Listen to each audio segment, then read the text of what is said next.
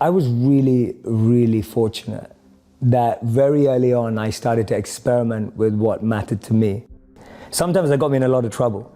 What people don't know about me is that I was suspended from school 3 times for trying out all sorts of things, like things that people would never imagine of someone who goes on to be a monk. I was experimenting with all the drugs in the world. I had multiple relationships. I was really trying to search for some sort of meaning, fulfillment, and for as long as I've known, I've been chasing thrill.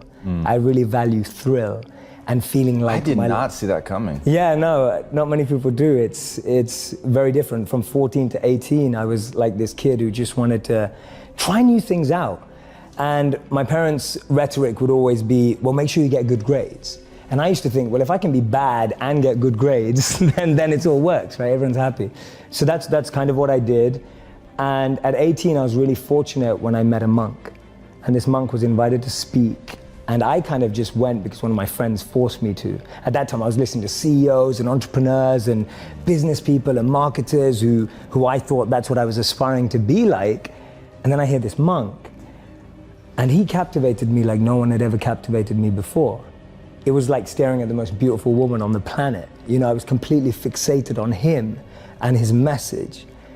And that is the beginning, without me going into too much detail before we probe, that was the beginning of what changed me.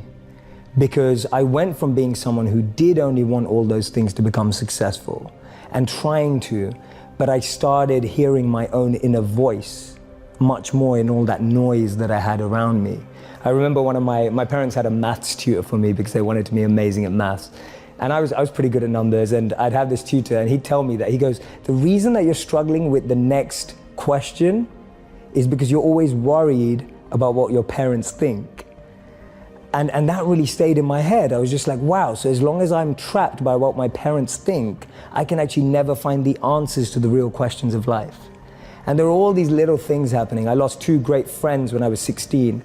One girl died in a car accident. One guy died because he was involved in drugs and violence. That made me rethink everything. I just thought to myself, wait a minute, these were beautiful people, people that I loved, people that, in my opinion, were good people. And I just lost them in a moment. And it was kind of like this collation of little things that just made me think, wait a minute, having money, having fame, that just doesn't seem to add up. And then meeting the monk kind of made that shift possible. And as I said, he was completely captivating. And then I found out that he'd given up jobs in Google and Microsoft to be a monk. And I thought to myself, who does that? You know, he's given up everything that I'm chasing and that all my friends are chasing, but he seems happier than anyone I've ever met before. And he spoke about this incredible principle where he said that we should plant trees under whose shade we do not plan to sit. And he was speaking about this principle of selfless sacrifice. And that kind of just penetrated me right there. When he said the words selfless sacrifice, for the first time in my life, I felt a thrill about something that I'd never felt before. I thought, wow, giving up everything you have for the service of others sounds like the best thing you could possibly do. And I don't know why I had that thought, because I wasn't a spiritual kid growing up. I wasn't a religious kid growing up. I wasn't even a good kid growing up. I was just a rebel, a misfit, trying things out, an experimenter, which I still consider myself. And so what I started to do is I was interning at companies and firms and corporates, thinking I was getting a grad job afterwards. And then I'd spend the rest of my summer holidays interning in India, living with him as a monk. So I'd use all my summer and Christmas holidays to just be out there with the monks.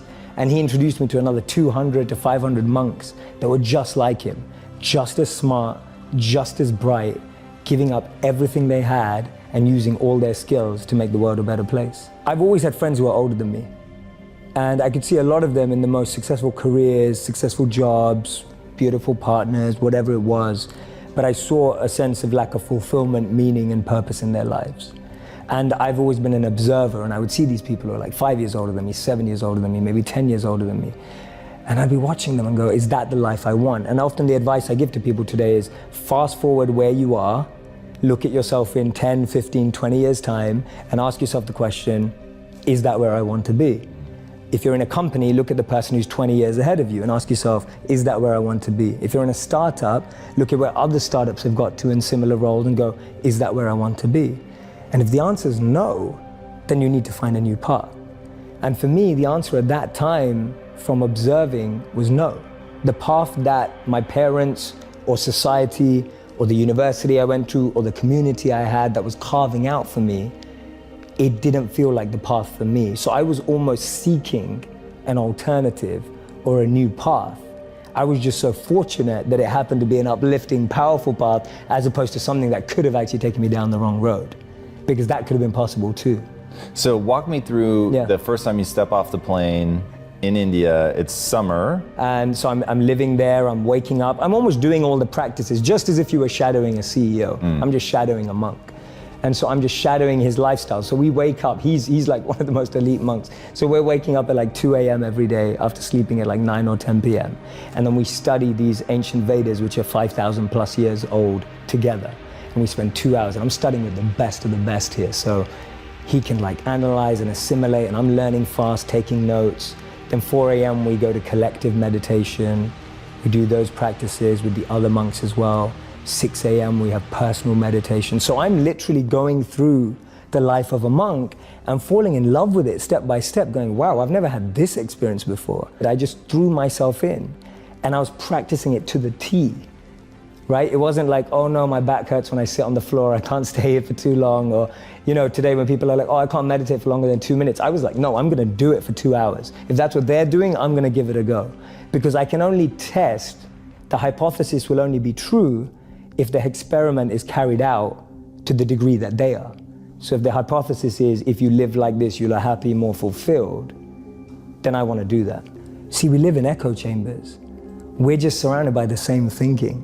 How often do you bump into a monk? You know, it just doesn't happen. No one has a dinner party and goes, oh yeah, we just invited the monk, you know, from town, like the local monk. Like no one ever does that. And so we meet people who are just like us most of the time. And we talk about this in business all the time. If you want to be a billionaire, spend time with billionaires. If you want to be a millionaire, spend time with millionaires. If you want to be a tech startup, spend time with, you know, that's the common rhetoric that we hear all the time. But what if you want to find purpose and master the mind? There's no one better than a monk who's mastered the mind. So for me, the first step is just opening yourself up to new experiences and new role models. Because most of us can't see ourselves in people, so then we try and fit ourselves into the boxes that we do see.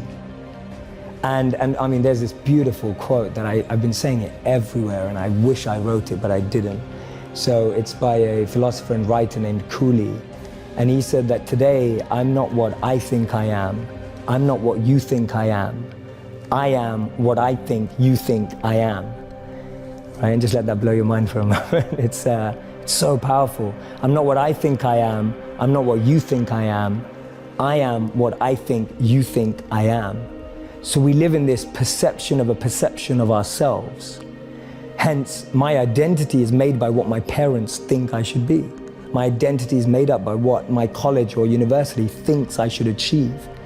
While you're living in that bubble and that echo chamber, getting to what you really want to do is impossible, because maybe that just doesn't fit. And I think so many people feel that way today, that they don't fit into the current education system. They don't fit with the 3 or 4 or 5 careers that you're taught exist. So that process of self-excavation and actualization first requires being exposed. You can't be what you can't see. If I never saw a monk, I would never have wanted to be a monk.